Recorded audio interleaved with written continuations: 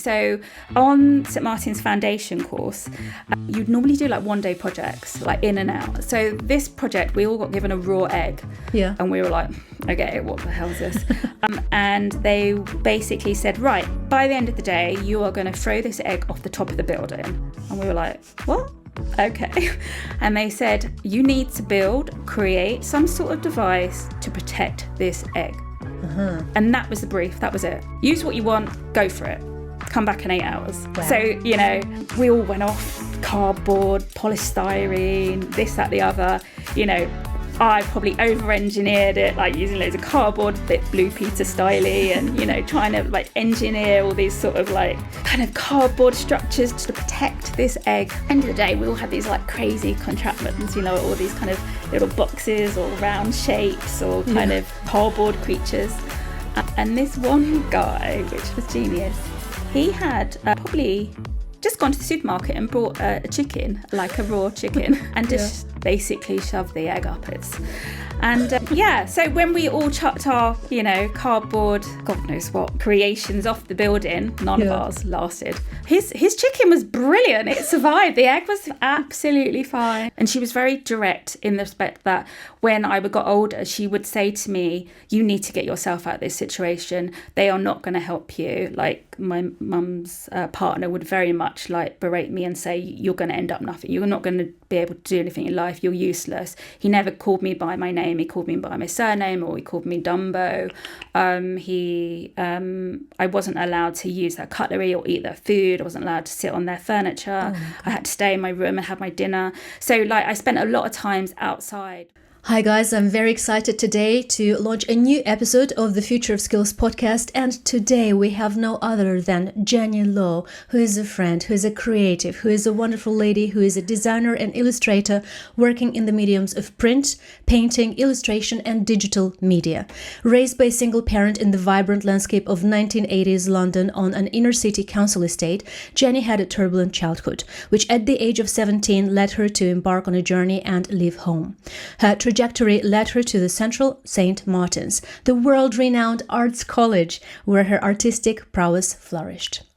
A natural storyteller, Jenny draws inspiration from her colorful bohemian upbringing and the people she met. These formative years continue to fuel her evolving themes, playful perspective, and visual storytelling in her work. Brands that she's worked with so far include Chase, Disney, Gap, Mail on Sunday, Primark, and the list goes on and goes on, doesn't it? And today we'll explore one of the most critical conversations shaping our professional future. And the topic is, what makes creative skills future-proof? We'll be tapping into art, survival, and the power of reinvention.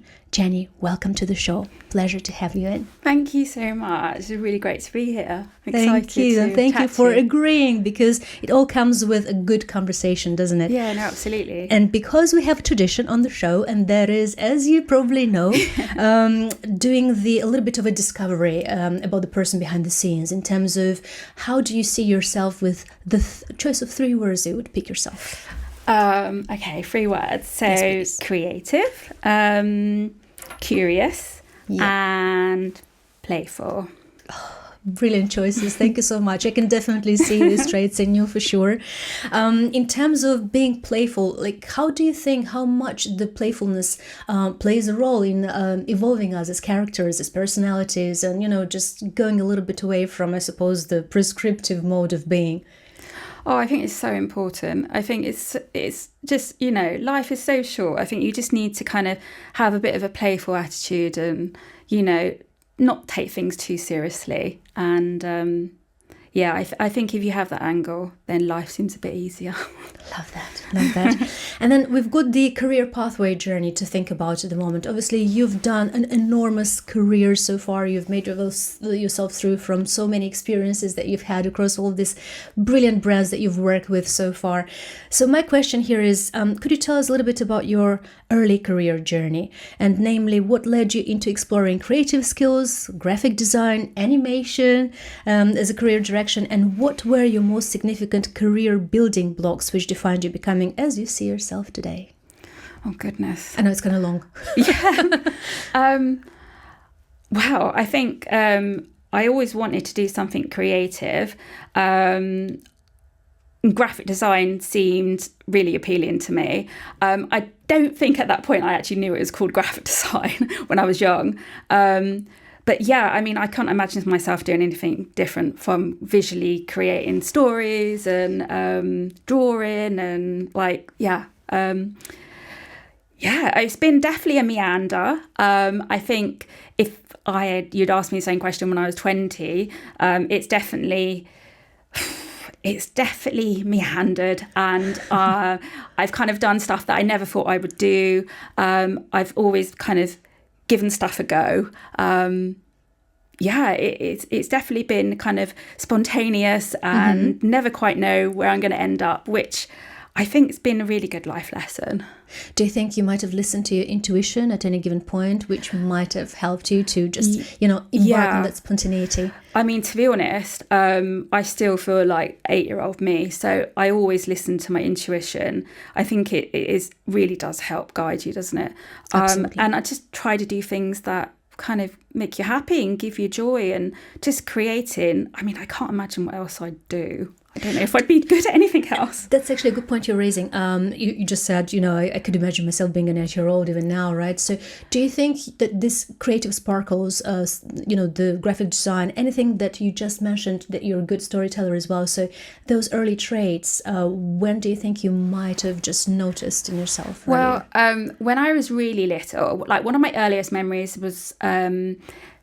is a vague memory of me and my little brother, and we were scribbling on walls, and I don't know why, but I just remember that my mum had allowed us, and we'd scribbled all over the walls, and I think I had drawn all over the walls and stuff. I mean, we lived in a very, very kind of old flat, so I mean, I should just let us get on with it, I guess. But then I just remember I was always drawing. I loved drawing. I went through a phase of just drawing houses all the time. But yeah, I just kind of like when I was really little, I struggled with had a speech impediment. So I had to go to speech therapy. And so I really struggled to say certain words. And like even today, there's certain words which I struggle to say. But yeah, I used to draw, and that kind of helped me visualize and kind of express myself, maybe. Totally. Where I was really shy, so I spent a lot of time kind of on my own and stuff, so I think drawing just was kind of like my friend. Would you say drawing might be perceived as a therapy? Oh god, yeah. I mean, when anyone ever says to me, I can't draw, I'm like, everyone can draw. Like, Beautiful. Don't let society say everyone can draw. Like, it doesn't matter. Just give it a go. And it is really therapeutic. I'm constantly, you should see my notebook. It should be full of work notes, and it's just full of random doodles. I love that. Oh, sounds so inspiring. And I know that the earlier days we're discussing as a next step from here, the journey of becoming you, right? And here we know that you've had some passions and traits from those earlier days that have stayed with you, the key moments, and also the mentors. Can you talk about that bit, please? Yeah. So, I mean, like I said, I was brought up by my mum. We lived in a council estate, so she was single mum. And my brother, because my mum only had us at 16 and my brother at like 18, they really struggled. She really struggled, basically. So my granddad in the 70s thought it was a wise idea. He basically took my brother and handed him to my father and said, he's yours now. And so I grew up not really knowing my brother, and so it's just me and my mum, and then she met a new partner, and unfortunately it ended up being quite an abusive, toxic situation. So he particularly didn't like kids, and didn't want to see me, and he was quite cruel, really, and abusive. So I spent most of my time on my own in my room. I think my mum was, because she was in her 20s, she suddenly she wanted to get her youth back, and so she kind of fell under his spell, and used to go out a lot and like go clubbing and did God knows what. And I was latchkey kid, so I had a ribbon around my neck with my key, and I was on my own at home a lot on my own. And that was when in the estate, I would go outside, walk around, and there'd be lots of cats, and I was slightly obsessed with cats as a young kid. And around that time, like in the early 80s, there was lots of kind of retired old ladies who'd be stood on the corner chatting, putting the world to rights. And there'd be me like walking around with like tennis ball, trying to talk to cats and stuff. And I'd always go up and speak to the old ladies. And I just loved it. And I just like joined their conversations. And because obviously my brother wasn't there and he was now living in Ireland with my father, I used to carry his photo around with me as well. Oh. And so I think all the old ladies thought I was a bit of a kooky little kid. And I used to like show them my drawings and stuff. But yeah. Oh, so cute. But talk to us about the one particular old lady that I know you mentioned in your deck that you've kindly supplied to me before the conversation we would have today, about one particular lady who took you under her wing, as you said, right? Yeah, so this was a lady called Nora, and she lived in the council estate.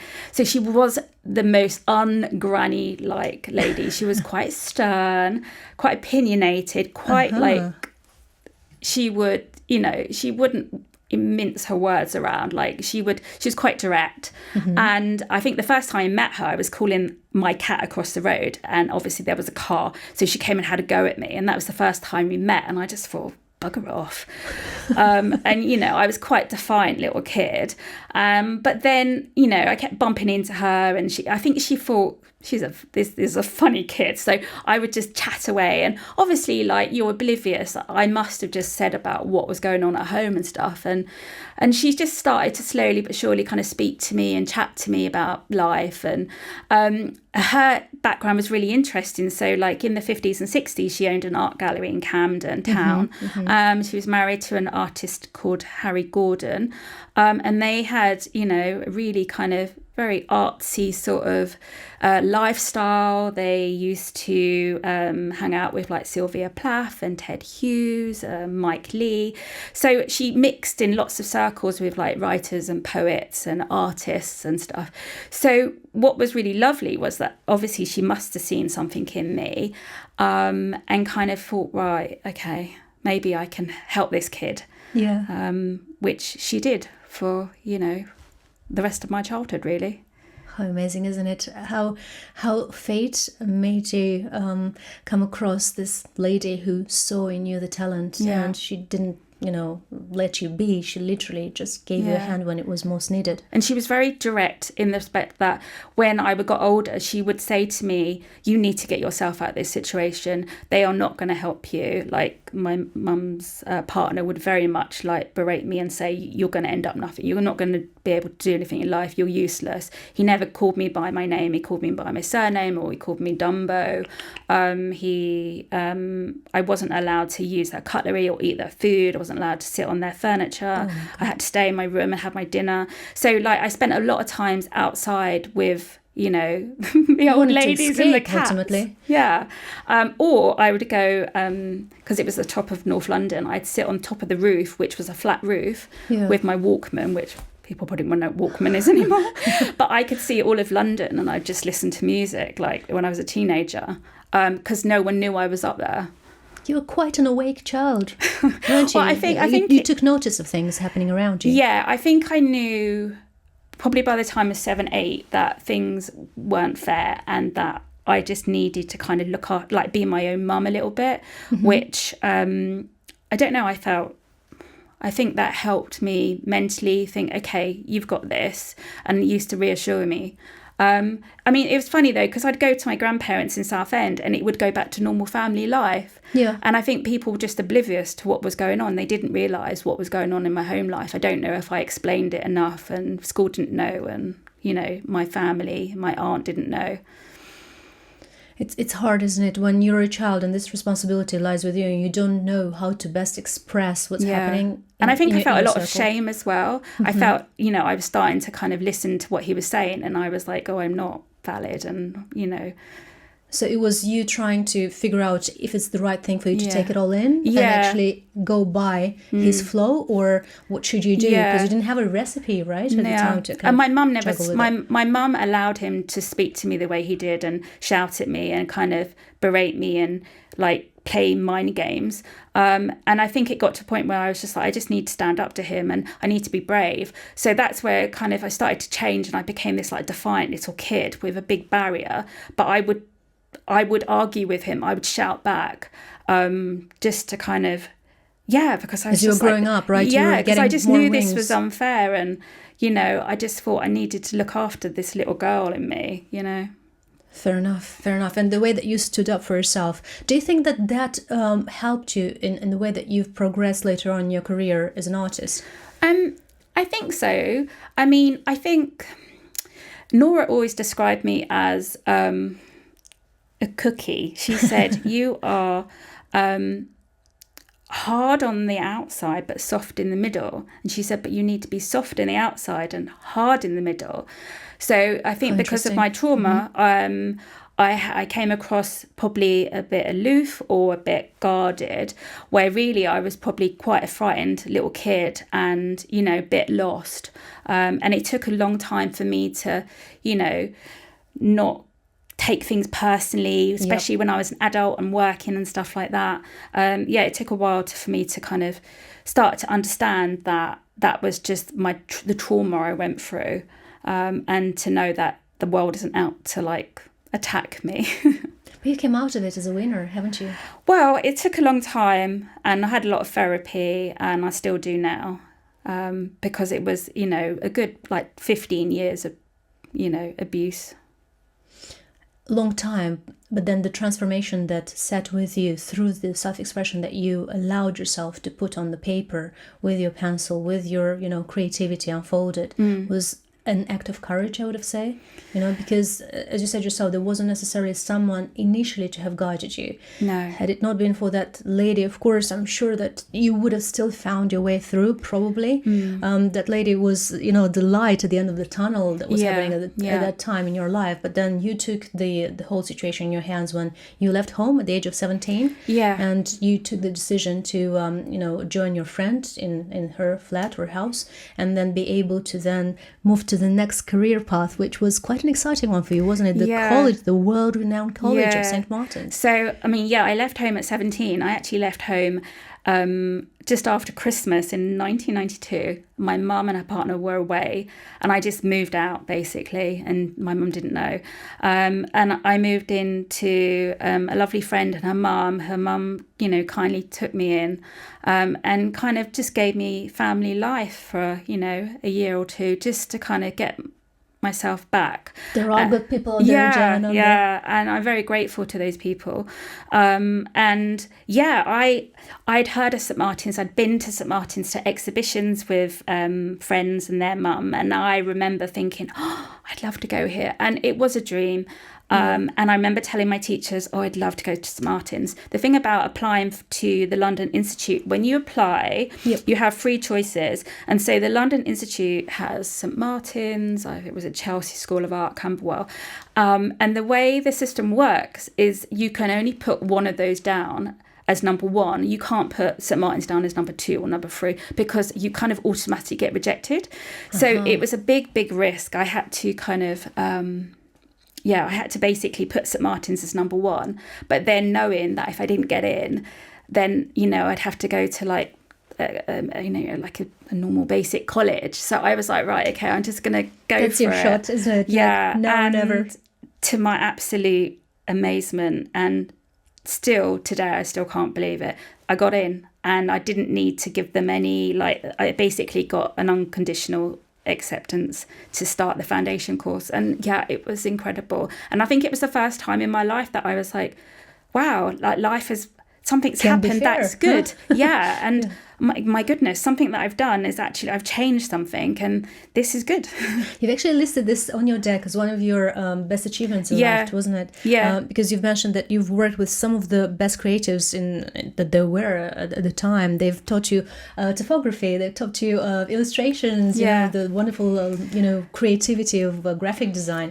And how did that work with you? How did that shape up who you are today with your current skills? So St. Martin's was a really amazing amazing experience. It was very avant-garde, quite abstract. So I had gone to a girls' school and it was very linear, very traditional. You were taught how to do watercolours and shading, and, you know, you learnt the rules of art and design. Yeah. And you go to St Martin's and they basically make you throw it all out of the window, which is actually really refreshing. And I think, I mean, I wish they teach that in schools now. So, you know, so basically we had a teacher called Phil Baines who specialised in typography. And one of the days we all had notebooks, or like big kind of hardback books, which were empty, ready for us to fill. Yeah. And we had one day to fill the entire book just with typography, but we had to treat typography not like type, but like elements of design or shapes and stuff.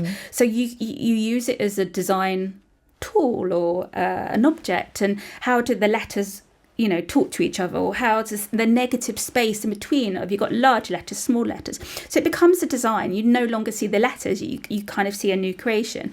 And because they made you work fast, it made you not overthink stuff. It made you can keep going forward, which was so refreshing, because then you're not overthinking. You kind of, you know, you go with the flow. It made me love typography, where before that, I don't think I appreciated how powerful typography can be and what you can do with hierarchy and just kind of how you can be playful with it as well. Also, we had a tutor called Chris Core, a wonderful illustrator. He's still around today, and his work was really playful, colourful, very bohemian. You could look at his drawings and his paintings, and, you know, there's so much to look at. Like every inch of it, there's something going on, or people doing stuff. There's this wonderful London scene where you've kind of got London Underground, and you've got buses, and there's like hundreds of little people and all doing their little thing, and it just brings great joy. And he kind of taught me to kind of go with the flow and to be a bit more fluid, and kind of, where my drawings before were like, you know, really neat drawings and kind of very like watercolours and very controlling, where his stuff was very childlike. Love that. It kind of inspired me to think here about the fact that to become someone with that talent that you are able to then, nourish along the years, and from various experiences, various influences from various creatives that you've worked with along the years, is the case of you being a very good observer, isn't it? Very good attention to detail, and just notice things and just give them flavor and give a little bit of pieces of parts of yourself, right? I think maybe as a kid, because I was shy, I observed maybe then did the talking. Yeah. I do a lot of talking now. I've made up for it. But I think you do observe your environment, and particularly because I felt like unsafe a lot, you would make sure everything was safe. Particularly with St Martin's, we did some really incredible projects that kind of really got me out of my shell, and kind of made us think differently, all of us students, no matter what background we were from. I love that, the thinking of doing it differently, or even thinking process to be different. So, just to kind of almost untrain us. So a couple of projects that if you don't mind talking about that, because you've mentioned one that we've discussed in our discovery call, that you've said, oh my God, it was so unexpected, wasn't it, in terms of a task being given? Yeah, no, absolutely. So on St Martin's Foundation course, you'd normally do like one-day projects, like in and out. So this project, we all got given a raw egg. Yeah. And we were like, okay, what the hell is this? And they basically said, right, by the end of the day, you are going to throw this egg off the top of the building. And we were like, what? Okay. And they said, you need to create some sort of device to protect this egg. And that was the brief. That was it. Use what you want. Go for it. Come back in 8 hours. Wow. So, we all went off. Cardboard, polystyrene, this, that, the other. I probably over-engineered it, like using loads of cardboard, bit Blue Peter styley, and trying to like engineer all these sort of like kind of cardboard structures to protect this egg. End of the day, we all had these like crazy contraptions, all these kind of little boxes or round shapes or kind of cardboard creatures. And this one guy, which was genius, he had probably just gone to the supermarket and bought a chicken, like a raw chicken, and just basically shoved the egg up its. And so when we all chucked our, cardboard, God knows what, creations off the building, none of ours lasted. His chicken was brilliant. It survived. The egg was absolutely fine. Intact completely. Which, I mean, just was like, don't over-engineer it. Keep it simple, and I mean, the tutor's face was like, genius. And we were all like that. That's outside of the box thinking, yeah, that's definitely outside the box. And another one which we did, which we're talking 1994 now, so we had no mobile phones, no email, it was like Victorian era. And they said, look, we have a message here for you. We want this message to come back to us tomorrow on the 3rd floor of St. Martin's. But you can't bring this message to us, and neither can any of the students here. But this message has to come back into this room tomorrow in 24 hours. And everyone was like, what? That a challenge, huh? So people did some incredible stuff. So people put adverts in newspapers with the message. People got balloons and floated them up. People even got to the apartment across the road and held up big signs. What an effort, huh? Yeah. And it was just incredible. It really made us, I mean, we had a lot of fun, but it really made you have to think differently, which I just think is such a good skill.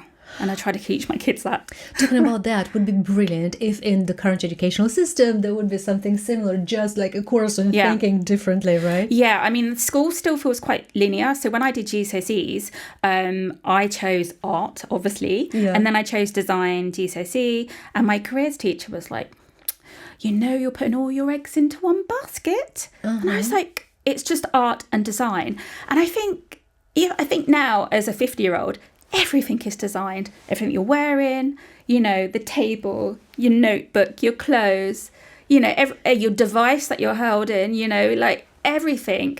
And it's so linear and academic at school. It's such a shame because, kids, there's all different types of kids who, some are academic, but some work in a way which, they would work better if it was more creative, a bit more visual, and it give kids a little bit more opportunity to kind of find themselves and figure out what they like. Yeah. When both my kids are the same, where, they struggled a bit more with the academic side, but when they got to kind of do more hands-on photography or art or, even coding, that's where they kind of got their joy and they were like, oh, I really like this, and that's when they want to go off and explore more. Where it still feels quite linear, which is like, I mean, compared to 1989, it's like, there's not much change, which is a shame, really. You want kids to feel like they can be entrepreneurs or artists and, especially now with all the tech. I can't agree more. And if anything, they say, obviously, AI is so good with, tapping into all of this analytical, tapping into all of this prompt-related reactions and giving us all of this advices and anything. But when it comes to interpersonal or, this outside-of-the-box thinking, it's that cognition that comes a little bit more restrained. It's not that flawed. And also for kids to work together or to collaborate on an art project or some sort of creative project, for them to work together or kind of, one part creates something and they create, and then you kind of swap over and what you puzzle, create. Isn't it? Like you put the pieces together. Yeah, and I just think it just helps the brain as well, makes you think differently. And if you can grow up doing kind of projects like that at school, I mean, I'd love, maybe when I'm older, but create or, do some sort of art lessons which are a bit more out there and make kids kind of have a bit more fun with what you can do with art and how you can be expressive. That would be amazing, isn't it? It would help a lot to get themselves out there because, as you've mentioned yourself, the talent discovery is so important. Yeah. And particularly in this age. Yeah, right? No, exactly. And you want, obviously tech can be amazing, but you don't want them my kids are in their room, like, come and get out the room, come and let's go and take some photographs, or let's do some drawing here, let's do some painting, or, what should we do? Like, let's do something different. I think it's important. Painting is so wonderful. We even have outside in the garden the ladies who are arranging the gardens and whatnot around. They're volunteers actually. They just live off the grants that they receive from the council. But the way they do it, they literally just put out a little bit of a trail of a snake, whereby every child, just a passersby, can leave their stones with their own sort of creative drawing on the stones. That's so and it's nice. like the entire snake goes bigger and bigger. The other day we've left with our children a few of our stones, and isn't that lovely? you can see how the whole community literally just follows through the whole pathway, and that is so amazing, because as you said yourself, to me it means basically that the art brings you all together. It's like the community taking all part, and to feel proud as well, like to have a part of your art out there. It's such a great feeling when kids do something creative and then they get that sort of, wow, did you make that? And you're like, yeah. And it just feels really empowering. And they feel that they belong to something, right? It's that feeling of belonging. And talking about which, I'd be absolutely thrilled to show some of your designs, talking about kids, right? And talking about what you've done, and thinking a little bit outside of the box. So if you don't mind talking us through some of these designs. I mean, I have definitely, my career's definitely meandered. But there was a phase when... I was working for a small print company, and so we were doing quite a lot of illustrations, and they sell them to kind of big department stores like Primark, Gap, Marks and Spencer's. Look at this kitty cat here. Yeah, so I did this. And the London, and all that. And so I did this whole kind of city animal one. So I started with like this little black kitten, and it was called Kitty in the Big City. And they were like, "Oh, these are great. Can you do one for like Milan, Paris, Madrid?" I love that. But I really like it. It was a great experience to be able to kind of illustrate, and obviously I've done some like children's books as well. But I'll show them because you've given me in the desk. So thank you for doing that. And we've got this as well, which is so cute. Guys, for a small boy. I think I just love doing lots of different projects. Like I can't quite pigeonhole myself. Like, I love digital design. I love painting. I love illustration. I think I'm still that fickle little 8-year-old kid that when I get excited about a new shiny thing, I'm like, I want to have a go at that now. I want to try that. And I think I'm always going to be like that when I'm a nana. No, definitely. You remind me actually on here about the guest that we had on the previous episode, and Kirsty Hills. She's the confidence coach. She's got this Confidence Life conference that she's been organizing for years, and she's been brilliant. That's what she said herself. She said, "I'm into something when I feel curious. I'm led by curiosity." Also, and I think very much like if I get joy or it gives me, I'm inspired by it, and I'm like, okay, I want to do this. And with design projects or creative projects, you never quite know what your end result's going to be. You kind of go into Which is why it's interesting. You go into the design wilderness and you're like, I basically don't know what the outcome of this. And that's quite scary. So I think, being creative, you've got to be a bit brave as well. And also, you kind of, when you show your creative ideas, whether it be writing, music or poetry or art, you are kind of bearing your soul a little bit. It can be a bit overwhelming sometimes, but I just think as a creative you can be brave and do it. It just makes the world a bit of a better place if we have more creatives. Definitely. And it feels to me that, all these experiences that you've had so far, you've been in the .com era at the very beginning. Make me sound old now, but yes. Well, it was like the Wild West. Yeah, isn't it? It shows that, this creative path, that it has some lingering from the back days. It has some stemming from an entire journey, that it's like building blocks that you've put together. And it's fast fashion you've ended up with. And then, you've had the experience, and you currently have the BBC News, and all of this feels to me that it's like an expression of your own traits, your behaviorals, your courage, your bravery that stands up for something, and then you're joining the brands that are in line with the values that you bring about. If you can talk to us a little bit about the recent experience, the fast fashion. I know it was probably not that recent because that's when we've caught up back in the days, but it was then after that you've had some other experiences with the big stores, John Lewis, Marks and Spencer's, and then now with the BBC News. How does the brand journey shape you up? So I started back in .com era, which was like the Wild West. But I worked for a really lovely little company, and my boss, he was called David Baker. Bless, he did pass away this year. But he was amazing. He was a bit like, oh God, he was such a character. He was a lot of fun. He was like a big kid. And it was very much like every day he had a new .com idea. And I think he definitely taught me to kind of chill and go with the flow and have a lot more fun. I think I was quite a serious 20-something-year-old. But from that, then I went to WGSN. Before that, I did. I worked at a couple of agencies. Then WGSN ended up in fashion, which was basically working with editors on future trends, coming up with mood boards. I mean, oh my goodness, like it was brilliant, absolutely brilliant. And then I went to fast fashion. Oh my goodness, I have to say, fast fashion was very intense. I think I got my Karate Kid training for sure.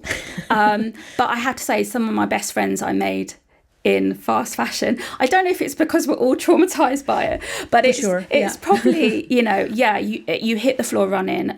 You have to learn to be quite resourceful, resilient. That's the word, isn't it? Multitasking, to be able to kind of negotiate. It was tough, I'm not going to lie, but I have to say, talking to a lot of, my colleagues who were there with me, I think, it really helped. And you have a lot more you appreciate it when you're, in a bit of a calmer environment. You're like in the war room, isn't it? And we're all little very warriors. much. Yeah, I have to say, it was a lot of fun. And how does that compare to now, the BBC? I haven't worked with the most amazing creatives at the BBC. It's been a lot of fun. Been able to do visual storytelling and create some editorial illustrations. I'm really grateful that I get to kind of work on lots of creative stuff on a daily basis and work with an amazing team. Jen, you clearly come across as someone who's very passionate, very driven, loves what you're doing, that's for sure. In terms of where we're today, industry-wide and, career-wide, with people who are still very much into going and be led by the creative world, because it kind of taps into pretty much any industry at the moment. You can't just do business if you don't have a creative message along the side, or you can't just, grow a kid who is completely just focused on analytics and data and whatever else when you don't have this element of creativity along the side, because that's what keeps you alive, I call it, right? It's what keeps you observant and noticeable and driven ultimately. But what do you think comes up currently with this influence of AI into the generative AI, and particularly into the world of creative? So, it's happening very fast, isn't it? It does, yeah. But you know what? I needed to ask you this question. No, absolutely. I think as a creative, I think one thing creatives know is that the creative industry has always been changing. It's constantly changing. If you think back to the 80s when, we had lots of printers and desktop publishing came in, to when the internet.com era started, the landscape's constantly changing, whether it be new software or kind of new ways to kind of create content or serve content. And I think, as a creative, you just got to be curious and you've got to be brave and you've got to have a go, try it, understand it. Just see how you can use it. How can you use these new tools that are happening? How can you utilize it? How can you use it to elevate your creative storytelling? I think you've just got to be very open and minded about it. Because I think it is, it is the future. That's what's happening. It's everywhere now. It is. And then talking about the younger generations, the ones that I know will be watching this episode later on, and there's so many graduates as well, people who are just embarking on their own first career pathways. What would you recommend to them if they would be wanting to follow a career in creative? Well, actually, my son, Etienne, he's 22, so he's a graduate as well, in games design. And I said, just go for it. And, it doesn't necessarily matter if you end up where you need to be straight away. Exactly. It is a meander. You don't quite know where you're going to. And if you end up working in a studio or an agency with nice people, you get to learn something. That's brilliant. And sometimes you might get opportunities which you think, I don't know if I really want to do that. Or you're like, well, actually, I never thought about this. And I think, life will find a way for you. And I think whatever path you're on is the right path. Even, it's not even if you have projects which maybe they fail or they're not you work at a company that's not a great experience, I think you're still learning, and it's not about how many times you fall down, it's about how many times you get back up. That. And Jan, to wrap this lovely conversation up, but with a note or a hint into something that you would look back and come up with, a learning for yourself, what do you think that might have been out of everything you've experienced so far? Always be a beginner. I don't think I'm an expert in anything. I always get imposter syndrome. I think that's normal, part of creativity. I think, if anything, it keeps you humble, and it keeps you rooted. And I think every part of my life I've learned something, and you just keep growing. And hopefully I'll be a nana and grandma learning. I can see that. Learning AI when I'm 75. Yeah, definitely. Oh, Jan, such a pleasure to have you here. Thank you so much. And for you, delivering all of these wonderful insights from your journey yourself and to the youngsters as well. This has been amazing. Thank you so much for this. My pleasure.